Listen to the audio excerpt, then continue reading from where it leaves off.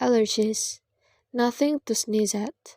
I constantly have hamburgers brought to me with onion rings on them, even though I've asked to not have them, says Shurutkowski of the AAFA, who has a severe allergy to onions and soy.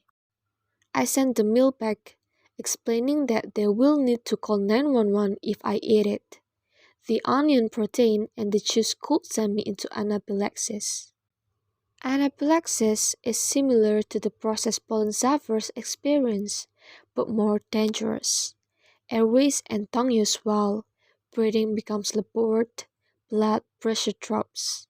That means less air to the lungs, less blood to the brain and heart.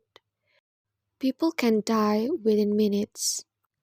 Up to 2% of adults and 5% of children are allergic to food. Peanuts, tree nuts, almond, walnuts, and pecans, fish, and shellfish typically cause the most serious reactions. Soy products, eggs, and wheat are other culprits. Avoidance is not always easy. Peanuts are everywhere. Cakes, cookies, and candy are obvious dangers. But peanuts are also grown up and used as extra flavoring in pie crusts, for instance. Dealing with food allergies can seem overwhelming. That is why Aunt Munoz Furlong, whose daughter has milk and egg allergies, started the Food Allergy Network, a group that provides allergy-free recipes, shopping guidelines, and tips for managing day-to-day dangers.